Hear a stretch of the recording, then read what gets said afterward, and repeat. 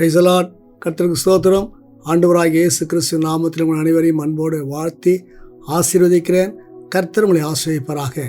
அருமையான தேவ பிள்ளைகளை, இந்த கடைசி காலத்தில் அநேகருடைய ஏக்கம் எண்ணமும் என்னவென்று சொன்னால், ஒரு மனுஷன் மேல் நம்ம நம்பிக்கை வைப்போம், அவர் நிச்சயமாக நமக்கு ஆசீர்வாதத்தை கொண்டு வருவார் என்று சொல்லி அநேகர் நம்பி ஏமாந்து போகிறதை குறித்து பார்க்கிறோம்.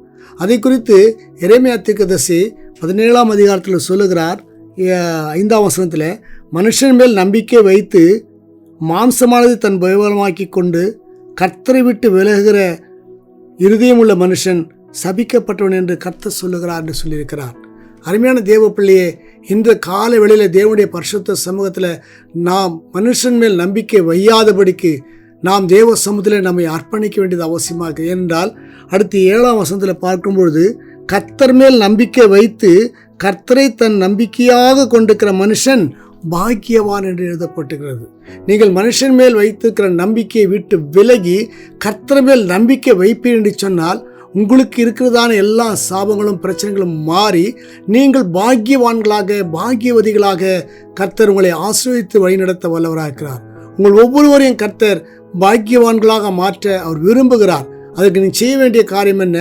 மனுஷன் மேல் நம்பிக்கை வையாதபடிக்கு கர்த்தர் மேல் மாத்திரம் நம்பிக்கை வைப்பீர் என்று சொன்னால், ஆண்டவராகிய தேவன் நிச்சயமாக உங்களை பாக்கியவான்களாக ஆசீர்வதிக்கப்பட்ட பிள்ளைகளாக கர்த்தர் மாற்ற வல்லவராக இருக்கிறார். அதனால் இனி நீங்கள் ஒரு நாளும் ஒரு மனுஷன் மேல் நம்பிக்கை வையாதபடி கர்த்தர் மேல் மாத்திரம் நம்பிக்கை வையுங்கள். உங்கள் வாழ்க்கையில் உயர்வையும் ஆசீர்வாதத்தையும் கர்த்தர் கொடுக்க வல்லவராக இருக்கிறார். நாம் ஜெபிப்போமா? பரலோக பிதாவே, நன்றி செலுத்துகிறோம்.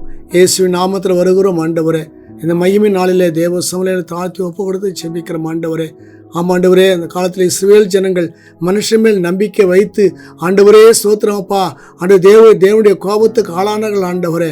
ஆனால் கர்த்தர் மேல் நம்பிக்கை வைக்கிற மனுஷன் ஆண்டவரே அவன் பாக்கியவானாக மாறுவான் என்று சொல்லி அதே எரேமியா சொல்வதை நாம் பார்க்கிறோம். ஆண்டவரே, அதே போல் இந்த காலவெளியில் இந்த சத்தியத்தை கேட்கிற ஒவ்வொரு பிள்ளைகளும் உண்மையில நம்பிக்கை வைக்கட்டும் ஆண்டவரே. மனுஷன் மேல அல்ல, உண்மையில நம்பிக்கை வைத்து தேவ ஆசீர்வாதத்தை பெற்றுக்கொள்ள உம்முடைய பிள்ளைகளுக்கு கிருபை தாங்கப்பா.